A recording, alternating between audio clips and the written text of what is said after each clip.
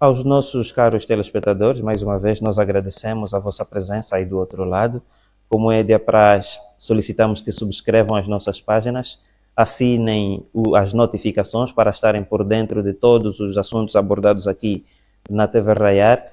Entrem em contato com a nossa produção para poderem deixar sugestões, fazer críticas e dar todo o contributo necessário para o desenvolvimento da TV Raiar. Vários são os assuntos, vários são os temas que nós temos para abordar hoje, e o primeiro deles, que nós vamos aqui então esmiuçar, tem a ver com a aprovação da lei que proíbe o garimpo ilegal, principalmente o garimpo de inertes. Estamos a falar de diamantes e tantos outros minérios ou minerais que são explorados de maneira ilegal, e muitos deles, por falta de subsistência, muitos populares são submetidos à exploração ilegal desses bens. Vamos aqui fazer referência do principal mineral que é explorado e de maneira ilegal por populares, que é o diamante, mas também tem a exploração do ouro e muitos outros metais, mas que os populares se levam a fazer essa exploração, muitos deles por falta de subsistência, por falta de emprego, por falta de alimentos. A Assembleia Nacional votou e aprovou esta lei que doravante vai punir toda e qualquer pessoa que se digne em explorar esses inertes de maneira ilegal, ainda que seja para a sua própria subsistência. Eu vou chamar os meus convidados a debatermos esse assunto. Manuel José, o que é que se lhe apraz dizer sobre a aprovação desta lei que proíbe doravante o garimpo ilegal destes materiais ou destas matérias, desses minerais, que muitos deles são explorados, vamos por aqui aspas, de maneira ilegal, por falta de condições de sobrevivência das populações. E falando sobre isso, vem em memória, ou vem à mente, as populações do leste do país, que são as zonas em que mais se exploram esses minerais, falando principalmente do diamante. Nós recebemos muitos relatos, mesmo antes da aprovação dessa lei, de populares que são maltratados, são assassinados pela prática da exploração de diamantes. O que é que se lhe oferece dizer? Bom, sobre esse tema eu gostaria de dizer o seguinte. Há um slogan do governo que diz combate a pobreza. Exato. Mas neste caso em concreto do garimpo ou dos diamantes, eu diria que é o contrário. Não um combate à pobreza, mas o combate ao pobre. E parece-me que o executivo angolano padece de um síndrome que é o síndrome do caranguejo. Ou seja, ali onde o cidadão, que às vezes é chamado de pacato, tenta sobreviver, tenta virar-se na vida, e vem sempre esse tipo de normas. É para impedir mesmo. Qual é o negócio que é legal aí nos diamantes? Lá tem estrangeiros, estão lá tem generais que recebem dragas, tem governantes com dragas. Só quando é o cidadão mesmo, então o cidadão não pode ganhar dinheiro.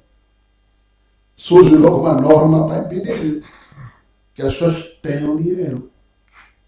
Isso não tem nada a ver com ser legalizado.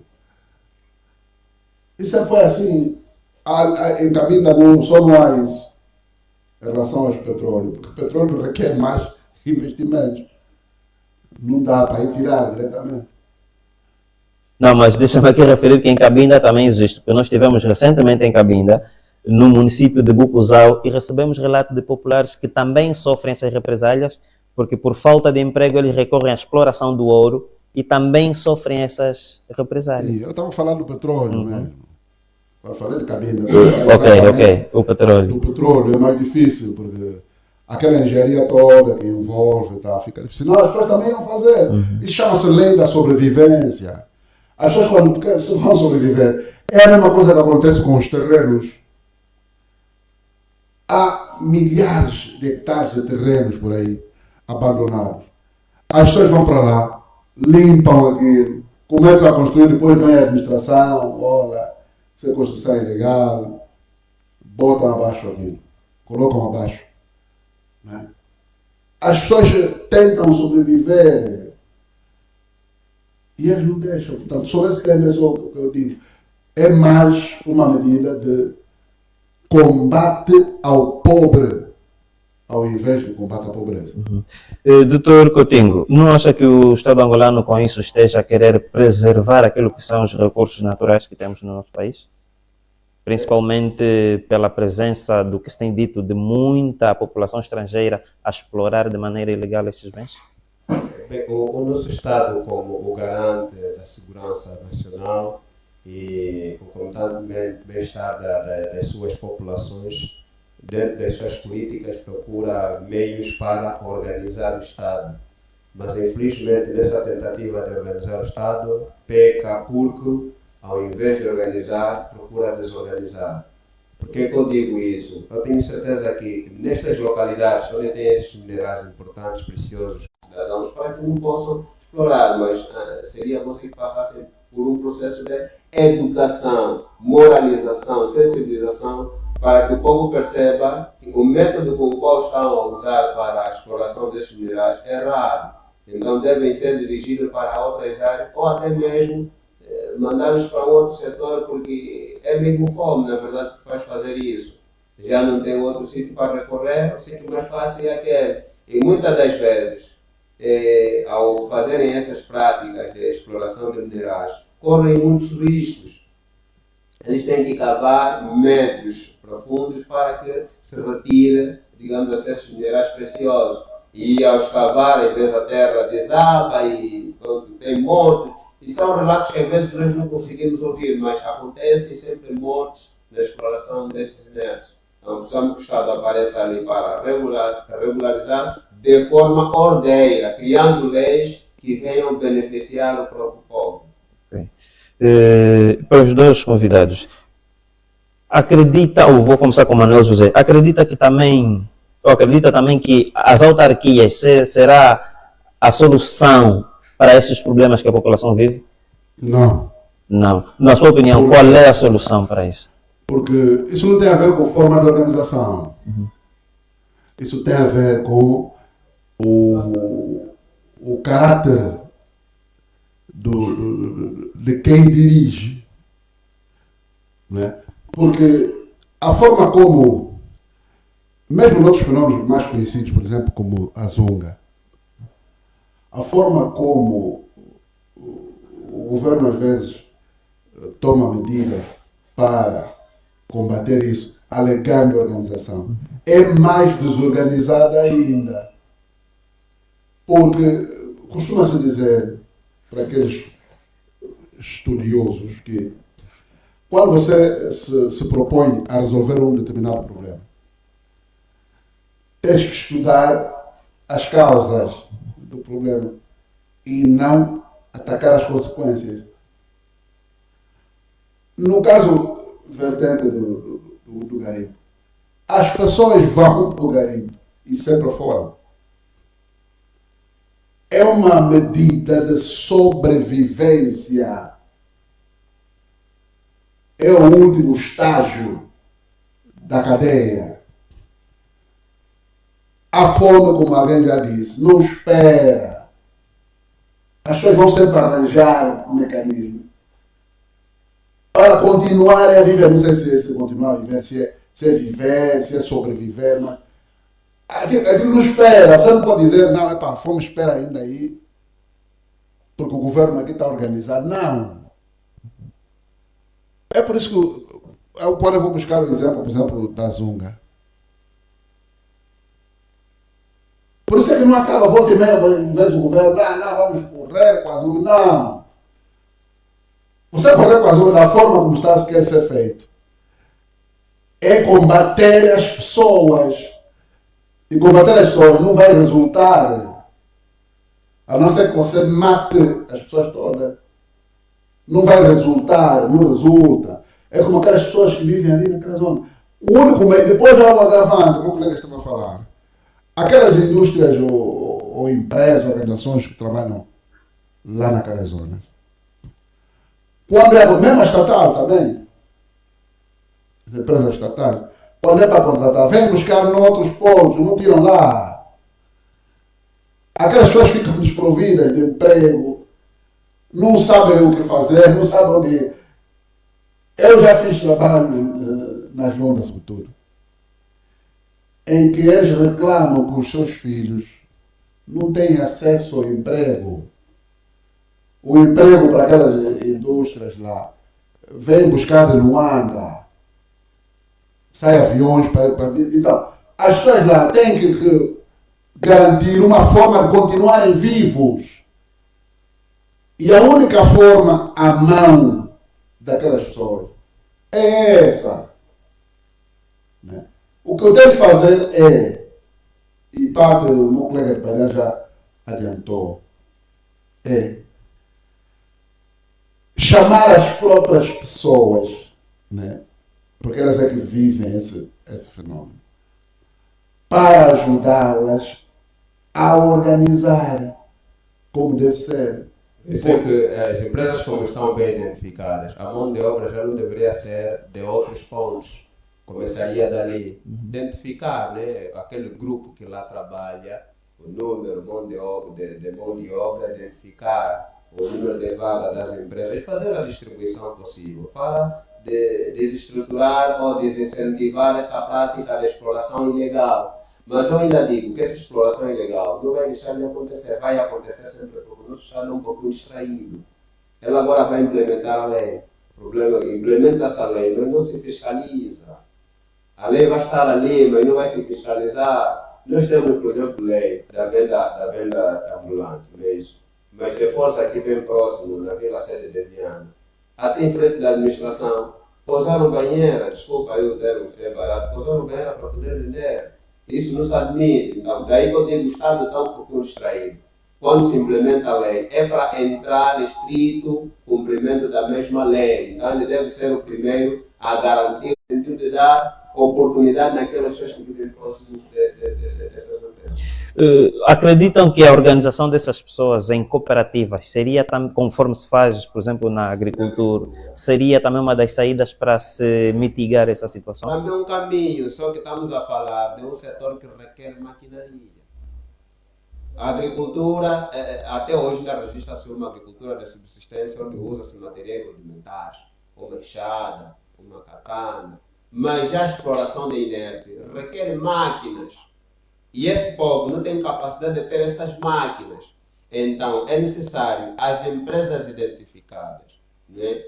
Não é que não precisamos criar cooperativas, não. As empresas identificadas devem partir por um processo de formação desses indivíduos. Porque temos certeza que esses indivíduos também são pessoas menos escolarizadas, não têm nível acadêmico, mas tem que ter um meio termo para que eles estejam enquadrados, não é isso? A realidade que se impõe. Ok. Muito obrigado pela abordagem desse tema. Nós vamos passar agora para o próximo tema, que tem a ver com a surpresa que todos nós recebemos no princípio da semana, que foi o aumento do preço do combustível, nesse caso em referência do gasóleo, que passa agora a custar 200 kwanzas o litro. Doutor Coutinho, como é que recebeu essa informação do aumento do preço do gasóleo? Para mim não foi novidade, é algo que já se esperava. Eu até pensava que fosse na gasolina. Depois viemos a ouvir que era para o gasóleo, passou a custar 200 kwanzas. Bem, o Estado tem o seu método de trabalho, eles conhecem, na verdade, nesse setor de petróleos, quais são as necessidades que se impõem e os reajustes que se impõem para que a economia esteja um pouco estabilizada. Mas não era tempo ainda de aumentar o custo dos combustíveis, ou do combustível, sobretudo particularizando aqui o gasóleo, porque fazendo uma comparação com o contexto atual que a gente vive, não seria o momento deste aumento, porque quando se aumenta o combustível, sabemos que o combustível é a maior fonte de receita do país, Logo, quando se verifica uma determinada mudança, automaticamente o mercado todo fica agitado. Vamos a correr para o fenômeno da inflação. E é o que vai se verificar daqui em pouco tempo, porque ouve-se que o sindicato dos taxistas, né, já estão a preparar uma breve subida, né, de 150 contos ou 200 contos para 300 contos ou 600 contos. Esse é o valor que se cogita. Então, vamos verificar outros fenômenos a se registrar. É preciso, quando se faz o estudo do gênero, primeiramente tem que se ver o contexto em que o país se encontra. Identificar o problema que o país tem. É mesmo fome, a primeira coisa é fome. E quando você vem aumentar os combustíveis, que é o setor que mais dá dinheiro no país, logo gera... Então, é o próprio Estado que foi habituando as pessoas com subvenções a esses preços. Agora, o Estado vê-se abraços com a economia. Então, ele tem necessidade de retirar aquela subvenção que ele colocava nos preços dos combustíveis para alocar noutros produtos que também são necessários e são importantes. Só que qualquer que seja a altura, nunca vai ser a altura ideal. Porque isso mexe sempre com o poder de compra das pessoas.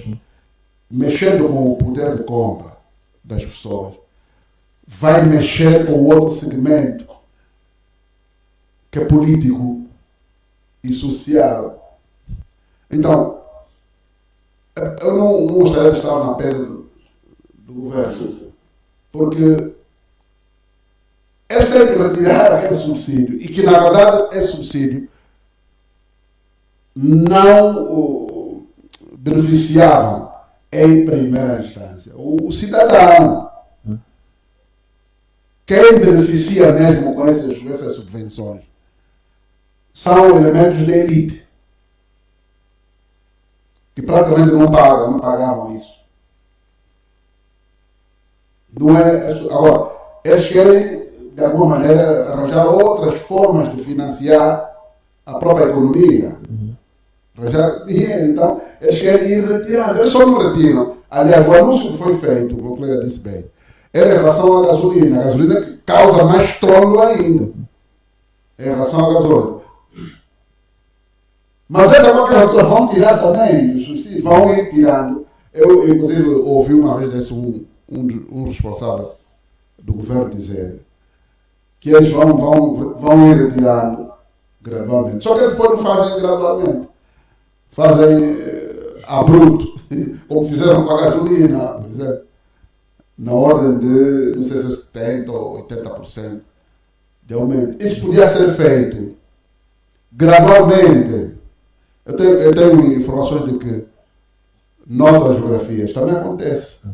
Só que eles fazem de tal forma gradual que os cidadãos quase não sentem o impacto dessa retirada. Por um lado, é necessário que o Estado retire essas subvenções que eles habituaram as pessoas para alocar esses valores noutros segmentos da economia. Por outro, as pessoas também já estão em aperto. Não é em vão que temos as mais variadas greves em vários setores. Quase todos os setores têm greve. Porque as pessoas já estão em aperto por causa da própria decadência da própria economia. Não sei se é o termo concreto, mas nós estamos em crise econômica quase desde 2014. Então, o Estado vê esse abraço. É preciso ir buscar em algum sítio. Vai para a China, vai buscar coisas. Os chineses também já não quer saber mais. Quer agora aquilo que ele já emprestou para agora. E agora parece que também os chineses já não querem mais o reembolso por via de petróleo. Eles querem cash mesmo. a revolução. Então, o Estado angolano fica sem margem. E ele quer ir diminuir. Só que ele não pode fazer também, o colega já referiu, não pode fazer isso da forma como faz. Até me espanta porque é que não houve nenhuma reação brusca nesse aumento do preço do gasóleo. Reação por parte de quem? Do cidadão. Ok. A semelhança do que aconteceu com o preço da gasolina. Okay. Por que não há? Estou surpreso.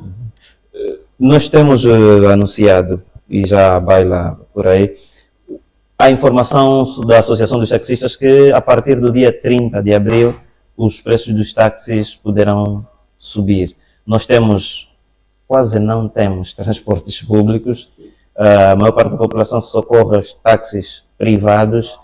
Com 150 kwanzas a corrida do táxi, as pessoas já se veem em grandes dificuldades, dobrando este valor por uma corrida, com o preço dos combustíveis a subir. E nós sabemos que os produtos agrícolas que saem do interior do país, principalmente para a capital e a zona litoral e de outras províncias, é tudo por meio terrestre. E esses transportes utilizam combustível, principalmente o gasóleo, que acaba de subir. Que situação econômica é que se antevê para o futuro, a partir do 30 de abril em diante? Mas é preciso também sermos rigorosos e dizer o seguinte. Esse preço também que ainda se avança, praticamente já não existe. Exato. Os taxistas, a semelhança do que eu disse em relação aos garimpeiros do diamante, os taxistas também arranjam formas. Os taxistas, na verdade, o que é que acontece com os taxistas? Eles também não têm muita margem. De facto, o preço é muito baixo. Que é praticado. É oficial, não mudou aos 150. Mas eu sou mesmo oficial. Porque na prática o preço já não é este. Há rotas em que você vai paga 300. Há rotas em que você vai paga 200. Há rotas que você paga 500, quase. Praticamente não há mais rotas. E naquelas rotas curtas, e cuja população tem poder de compra, por exemplo, baixo, o que é que os taxistas fazem? Eles, ao invés de aumentarem o preço, encurtam as rotas, as vias. Numa única via, eles fazem duas. Por exemplo, quem sai do Zango para ir, por exemplo, para a vila, via Capananga, praticamente já não encontras. Às vezes aparece táxis que saem do Zango para a vila de Viana, direto. O que é que eles fazem? Saem do Zango para o desvio, paga 150. Depois, no desvio do Zango, pagas mais 150 chega na vila. Ou seja, a corrida do táxi já mudou há muito tempo. Do ponto de vista prático, já mudou, as pessoas já gemem. É só a dificuldade que as pessoas têm para se locomover em Luanda. Há vezes que você tem o dinheiro no bolso e não há carros. Outras vezes não há mesmo carro. Né? Há mais pessoas que precisam do serviço do táxi. E não há como. Então, essa questão do preço, os próprios taxistas também já arranjaram formas de driblar, que é pelo aumento. E lá está outra vez aquilo que o meu colega de painel mencionou, que é a questão da fiscalização. Quem é que fiscaliza? Quem é que fiscaliza o indivíduo que... Ele encurta a rota, porque as rotas foram pré-estabelecidas para que o Ministério das Finanças pudesse fixar, né? São chamados preços vigiados, penso que é assim, do táxi. Mas quem é que fiscaliza? Não há fiscalização. Então, mais uma vez as pessoas, é que o cidadão comum vá, não andam mesmo. Aliás, é só vermos as nossas figuras, algumas figuras, até são, quer dizer, tremendos complexados, não é? Complexados em andar de táxi. Portanto, no fundo, o cidadão comum é que sofre. o trabalhador tem que sair, ele tem obrigatoriamente que sair, Ok. mas ele não encontra as condições. Ok. Muito obrigado, Manuel José. Queremos também agradecer aos nossos queridos telespectadores por se manterem fiéis e aí do outro lado. Esse é o seu programa A Visão dos Factos, que aborda os assuntos mais candentes que foram acontecendo ao longo da semana. Ainda ao longo dessa semana, registrou-se durante a sessão plenária da Assembleia Nacional, que teve como objetivo aprovar um conjunto de leis, dentre as quais a lei que proíbe o garimpo ilegal, que já foi aqui abordado. Nesta sessão, os deputados da UNITA apresentaram uma moção de protesto contra aquele que foi o posicionamento da Assembleia Nacional a quando do ataque sofrido pela caravana da UNITA na província do Cubango, durante o périplo que os deputados foram fazendo pelas províncias do nosso país. Dr. Coutinho, como é que analisa essa atitude do grupo parlamentar da UNITA? Eu encaro essa situação como algo triste e lamentável, porque de facto contrasta um pouquinho com aquilo que tem sido o discurso do Presidente da República. Imagina que na sua explanação, a quando das comemorações do 25 de abril em Portugal, eu ainda li o discurso do Presidente da República, onde falava sobre a democracia, a tolerância, não é? E o convívio, assim se podemos simplificar em linhas gerais, e viver em irmandade, na verdade.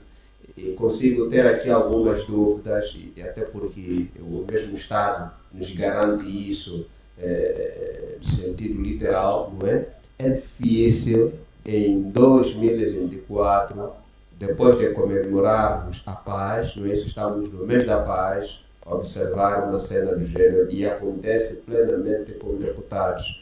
E a reação que, digamos assim, a bancada parlamentar da UNITA teve, é justo de se ter naquele momento, porque foram para um repúdio público, não é? E o outro lado, infelizmente, como é alérgico, encarou aquilo como uma palhaçada, uma ruaça. Mas nós estamos habituados a ver isso, na verdade, mas gostaríamos, eu aqui pessoalmente, encorajar os deputados da UNITA a terem mais força, coragem e, na verdade, não arregaçarem as mangas. Sei que encontrarão muitos obstáculos, mas olhando para o outro lado, ouvi o discurso do presidente da bancada parlamentar da UNITA, que é o Liberty Chiaka, onde ele disse que pessoalmente recebeu ligações de alguns deputados do MPLA, não é? Solidarizando-se com o acontecido, e também recebeu a ligação da presidente da Assembleia Nacional, a doutora Carolina Cerqueira, que ao ver do presidente da bancada parlamentar da UNITA, e ao meu ver também, não deveria ser em particular, seria por uma nota pública, uma declaração pública. Se fosse o contrário, saberíamos bem qual seria as reações destas entidades, a Assembleia Nacional, o Presidente da República, a Polícia Nacional, as Forças Armadas até também deveria ter uma palavra a dizer quanto a isso, mas como aconteceu do outro lado, todos remetem-se ao silêncio, simplesmente a olhar e sem... Olha que até hoje, desde que aconteceu o mesmo incidente, não consegue, a Polícia Nacional não traz à tona os prevaricadores, não expõe os prevaricadores e responsabilizá-los judicialmente. É isso que mina realmente a convivência democrática, né? A convivência, digamos assim, em irmãos, depois de ter longos anos de guerra, estavam desavindo, e hoje queremos ter um país reconciliado. Infelizmente não se verifica isso. O outro lado coloca a barreira, mas estou em crer aqui que das próximas vezes a posição venha a ser diferente. Quero aqui acreditar, mas é lamentável.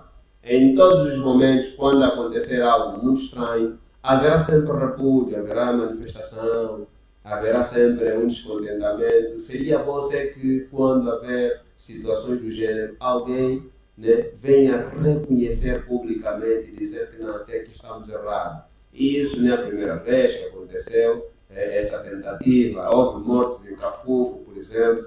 O Presidente da República não se pronunciou em nenhuma letra, não disse absolutamente nada, nem a Assembleia Nacional pronunciou-se.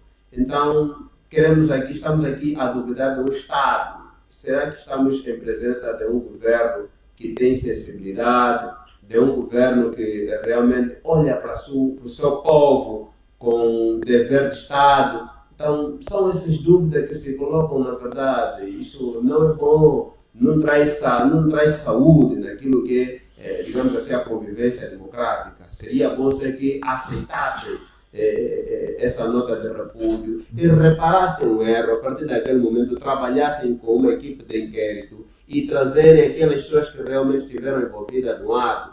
E a primeira pessoa, na verdade, que deveria se pronunciar em linhas gerais seria o governo local, que é o governador da província, onde aconteceu o ato. Felizmente também não disse absolutamente nada. A primeira nota veio da polícia local, que é da polícia daquela província. E eram notas reproduzidas de forma, digamos assim, iguais à Polícia Nacional, à Assembleia Nacional. Quer dizer, não se via aí coerência, na verdade, quem é que está a falar na primeira pessoa. Então, é triste, é lamentável, né?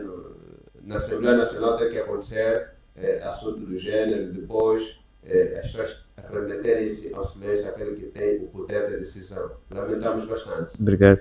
Manuel José, a sua apreciação. Bom, a mim não me surpreende nada do que aconteceu. Que se espanta até a Anitta manifestar essa estranheza pelo facto. Alguém já viu uma delegação de deputados do MPLA a ser atacada? Não. O jornalista já presenciou alguma informação? Não. Pelo que se saiba, não. É só perguntar ao contrário. Se já viu delegações da Anitta a ser atacada? A resposta é né? Como o colega Pereira disse. Várias vezes vai continuar a acontecer. Inclusive, há uma informação que eu vi na rede social, não sei se aquilo é verdade ou não, de que até o título vem que o governador do Guano Cubango, sente-se vingado pelos populares do Guano Cubango. E a matéria faz alusão na rede social, ou li na rede social, não sei qual é a fonte. E, segundo a qual o pai, parece que o pai do atual governador terá sido morto por elementos da UNITA, enfim, então sempre... Mas isso não tem ligações, isso não vem a caso agora. Eu só estou a chamar isso, que é para dizer que, para não esperarem, quando disse do silêncio, do governador, então será a pessoa mais visada, aliás, os dirigentes da União dos Deputados não tiveram meias medidas para afirmar que isso foi um complô a partir do próprio governador do Guanabara. Por que eles disseram isso? Não é? E veja que são deputados. Os deputados normalmente têm um cartão que tem qualquer imunidade, ok? Eu próprio já estive em trabalho de reportagem com digressões de deputados, nomeadamente da UNITA. É que as entidades oficiais, em que os deputados que merecem atenção por causa do tal cartão que eles têm, a fugirem para não receberem coisas, os deputados da UNITA. Então, o que é que se vai esperar mais? A polícia que protege os parlamentares da UNITA fazem parte da Polícia Nacional. A própria polícia que esteve lá a testemunhar o ato pertence à Polícia Nacional. Vão dizer que não viram? Não se aperceberam? Quer dizer, ao invés de tratar ainda houve insinuações de que o culpado é a vítima. Eles são culpados, quem é que eles mandou ir lá? Numa zona onde não são aceitos. Portanto, eles levam essa questão que envolve a vida, a integridade física das pessoas para o lado político, para tirarem vantagem. Isso não me surpreende em nada. Isso ocorreu no Guanabara, já aconteceu no Guanza Sul, já aconteceu em outras partes. Em que os elementos da mulher são a mesma coisa. E o que aconteceu na Assembleia não é novidade. A Assembleia Nacional, quem é presidente da Assembleia Nacional? É membro Do Comitê Central. do PP até. Do partido E governo. do governo. Exato. O que é que se vai esperar, né? Vimos a reação da proposta dos deputados da UNITA para a impugnação do Presidente da República. Vimos qual é a reação. Até guerra evocou-se.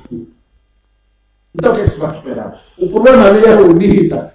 Quando se refere à UNITA, eles às vezes não tratam como adversário, é como se fosse inimigo mesmo. É o que aconteceu. Então, deputados da Assembleia Nacional serem atacados por populares, mas não tem polícia. E, por outra maneira, José, como é que analisa o fato de que até agora nenhuma única pessoa foi apresentada como sendo ou culpada ou partícipe nesses atos de E agressão? não vai haver mais, vai haver como? Não vai haver. Tu verifica que a própria polícia, que em países democráticos e de direito, como dizem que é agora, que eu não acredito. Quer dizer, ninguém vai me convencer aqui que nós estamos no Estado Democrático. Ninguém vai me convencer, né? Porque eu também estou a ver, eu também sinto. Né? Não acredito. A própria polícia, ao invés de ter a tal postura republicana, não, parece que é mais um adversário. Quer dizer, quando vejo os comunicados da polícia, os depoimentos dos próprios integrantes, dos comandantes, enfim, quer dizer, parece que são opositores do partido político, quando não deve ser. Polícia é republicana. Polícia é para manter a ordem, tranquilidade. Não é para tomar partido, mas também poder. Os comandantes, quem não é os comandantes? Então tudo parte lá das premissas. A premissa está errada, tudo vai dar errado mesmo. Ok. Tudo dá errado. Ainda fazendo a colação, a presença da UNITA, do grupo parlamentar da UNITA na Assembleia Nacional, durante esta mesma sessão também, a UNITA fez a entrega da sua proposta de lei de institucionalização das autarquias locais. Dentro do Parlamento angolano foi feita a entrega desta proposta de lei. O Dr. Coutinho acredita que esta proposta de lei dentro do Parlamento, vinda da UNITA, terá pernas para andar?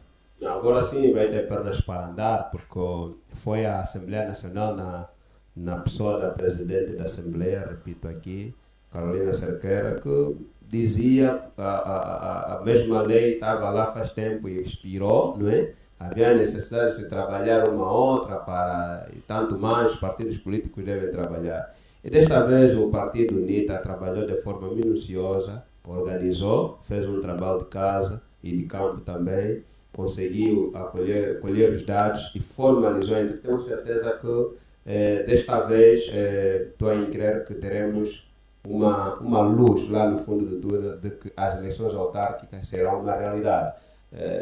Fazer votos de que aquela pessoa que tem um direito, que um dia na campanha eleitoral 2022 disse que não é deputado, mas naquilo que é o regimento jurídico da nossa Constituição da República, o Presidente da República automaticamente entra como um deputado, ele negocia e dizer que não é deputado. Quem tem essa competência de fazer a aprovação da lei autárquica são os deputados lá na Assembleia. Negociam em falar isso publicamente. Não sei se naquele dia qual era a disposição que o mesmo tinha, que o Presidente da República. Estou a crer que desta vez, ao receber isto de forma organizada, vai dar uma luz verde para, digamos assim, a aprovação da lei ou da institucionalização da autarquia. É que o povo angolano quer. Atenção que as autarquias, conforme alguns órgãos estão aqui a tentar desvirtualizar a ideia das eleições autárquicas, transferindo a responsabilidade pura e simplesmente de um partido, né, que é a UNITA que quer apenas. Não é a UNITA que quer. As eleições autárquicas são instituídas por lei, é constitucional, logo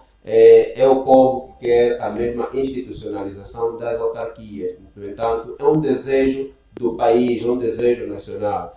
Quem não quer a aprovação desta lei, a gente conhece, na verdade. Agora, queremos crer que nos próximos dias, quem tem o direito de libertar, se assim podemos dizer, a passagem desta lei, dê mesmo esta primazia para o povo. Vai ser um ganho para todos, não vai ser apenas para a UNITA, vai ser também para o MPLA que governa o país, porque a partir do processo eleitoral autárquico, conseguiremos ver na realidade onde é que a gente tem falhado.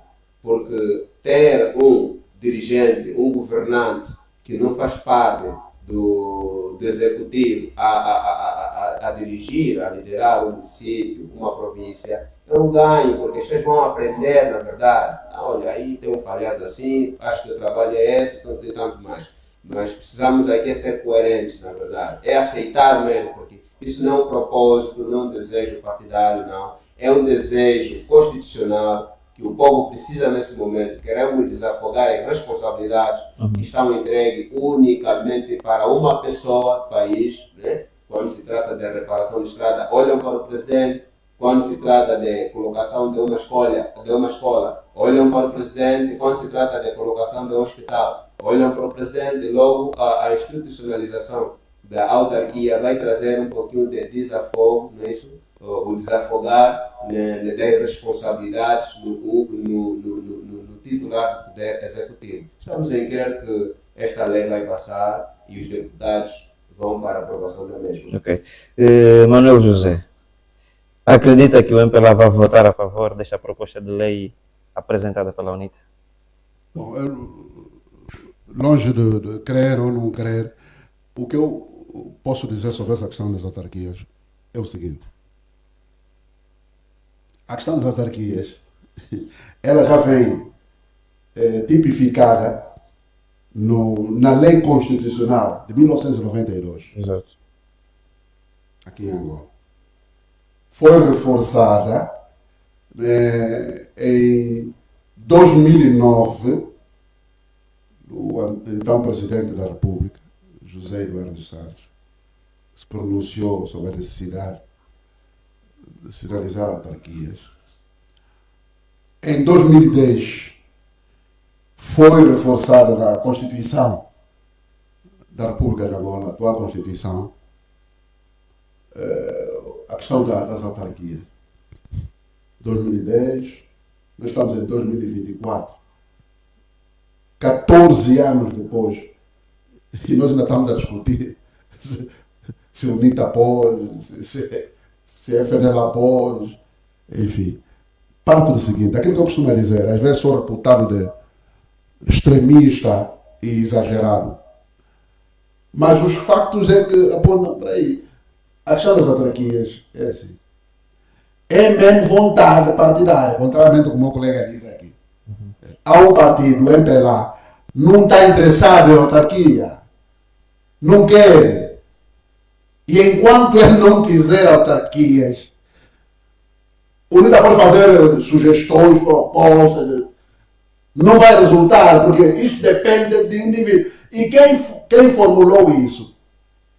Essa dependência de tudo, o que eu estava a mencionar, né? É a própria Carta Magna. É lá atrás. A Carta Magna que direcionou assim, que exista a figura do Rei Leão, que eu costumo mencionar. É que manda em tudo. Enquanto ele viu-se aqui a controvérsia do próprio Rei Leão, num cenário a dizer que não, eu não sou deputado, dizem que eu sou o culpado, mas quem tem que fazer as leis são os deputados, eu não sou deputado. Mais tarde vamos ver numa reunião do órgão colegial do governo, que é presidida por quem? Pelo Rei Leão, que é o dono disso tudo. Não é? Veio a notícia lá que na hora o governo remete para a Assembleia a lei, a tal lei que faltava para a instituição. Mas afinal pode, então é ele que pode. Então, esse jogo aí de empurra daqui, empurra dali, tem uma essência. Este governo atual não está interessado em autarquias. Não quer autarquia, ponto. Não tem interesse. Ele só vai implementar quando achar que, do ponto de vista estratégico, né, terá vantagens, terá resultados. É que ele vai vir, olha, não, vamos implementar. Nesta fase, as autarquias têm desvantagem, por exemplo, lá? Ou apresentam desvantagens, por exemplo, lá? Para fugirem como o diabo foge da cruz.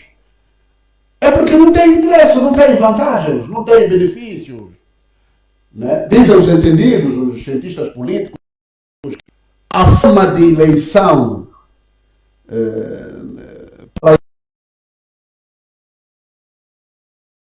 não tem que ceder. E do ponto de vista estratégico, ela não quer. É essa a questão essencial. Não vamos nos distrair com subterfúgios daqui e dali. Do ponto de vista estratégico, mesmo os próprios dirigentes deste partido, eles também não têm poder nenhum, eles estão à espera só. Quando o rei Leão acordar um dia disposto, na hora, já dá para fazermos as eleições para implementar o coisa. Eles vão implementar. Por enquanto, depende deles mesmo. É por isso que ele, esse tom, não sei se é sarcástico ou não, dizia que não, eu não sou deputado. Né? Quando se for para o regimento, como o meu colega explicou aqui, ele é de fato. Ele é cabeça de lista, ele é eleito deputado. Ele não foi eleito, não é eleito como presidente da República. Aliás, agora não há eleições presidenciais. O Dr. Sérgio Raimundo explicou por que não há. E eu até vou mais longe, não há eleições, do ponto de vista prático. Não existe. Mas essa é outra história. Em relação às autarquias, é esse o ponto. Não há interesse da força hegemônica. Não tem interesse. Então acha que se houvesse interesse de implementar autarquias em Angola, eu estou a dizer que desde 92, na lei, já havia lá. 2010 foi reforçado. Né? Avançou-se uma série de datas. O próprio presidente atual, uma série de datas. Não, vamos em 2000X. Depois não, 2000X. Depois não, 2000X. Depois não, olha, eu não sou deputado. Depende do coisa. Portanto, não haver interesse. Não há interesse e ponto. Ok. Mais uma vez agradecemos aos nossos convidados e aos nossos queridos telespectadores por se manterem aí do outro lado. Esse é o programa A Visão dos Factos, que aborda os aspectos, temas mais falados, mais comentados ao longo da semana. Nós vamos agora falar de uma situação caricata, mas também de suma importância, que tem a ver com uma regra implementada pela direção do Hospital Geral de Viana, que foi recentemente inaugurado, que é a revista de todos os funcionários na altura da saída do hospital, por causa da onda de furtos que vem se registrando naquela unidade hospitalar que foi inaugurada há menos de um mês. Doutor Coutinho, como é que se explica uma situação como esta, em que a direção do hospital foi obrigada, vamos aqui por aspas, a decretar essa revista aos funcionários por conta de uma onda de furtos que se registra naquela unidade hospitalar? Podemos aqui achar que têm sido esses motivos para a gritante falta de medicamentos e de meios nas nossas unidades hospitalares? Ou há uma outra razão de fundo? Ok. Como tem dito Manuel José, o país foi mal concebido, partiu mal no início. E junto a isso, depois de termos passado por um período longo de guerra fratricida, não é? Infelizmente, houve uma aposta errada, que é apostar na reconstrução do país de forma infraestrutural, das infraestruturas, porque a reconstrução ela abarca vários setores, vários ângulos. E eu aqui defenderia uma reconstrução da pessoa humana, primeiramente, porque isso trouxe o problema moral que a gente tem hoje. Então, se te coloca um bem, por precioso, um hospital daquela dimensão, né? Bonita que ela é, bem adornada, bem equipada, volta e meia, faz envolvido 2 ou 3 semanas, acontecem situações do gênero. Acho que estamos em presença de uma crise moral, na verdade, porque eles invocam que são os funcionários. Então, se são os funcionários, automaticamente nós falhamos. Nós ainda precisamos de uma educação de base, onde você vai para trabalhar, tira o seu pão, onde você retira roubas. Vais trabalhar com quem? Depois de 2 meses, 1 ano, vai dizer, não, o hospital não oferece condições porque está a faltar material, isso. Você quem roubou? Não é? Se de um lado nós temos criticado o Estado por não ter colocado alguns bens necessários, então do outro lado, nós como cidadãos, temos que saber preservar aquilo que nos tem dado. Aqui, os funcionários estão, na verdade, mal na fotografia e precisavam de uma medida do gênero, porque não sei qual outra medida que se deveria adotar, mas que trouxe um escândalo, trata-se de profissionais, né? É um decreto, é uma medida que vem privar, né? Traz aqui uma certa ambiguidade no que toca no quesito privacidade, mas que era necessário, era porque pronto, não se via uma outra medida para se colocar neste momento, né? Porque roubar um bem público, um bem que beneficia a todos, beneficia o teu filho, o teu irmão, a tua mãe, o teu pai, você tira, acho que não é de bom grado, na verdade. No hospital, acho que sentaram, reuniram, acharam que a medida é esta que se deve tomar. Mas seria bom ser que os cidadãos, os trabalhadores particularizados do hospital, tivessem engajado em salvaguardar, em proteger, em cuidar aquele bem público. Obrigado, doutor. Manuel José, concorda com aquilo que disse o doutor Coutinho ou tem uma opinião diferente? Eu até comecei a concordar com o colega no início. Okay.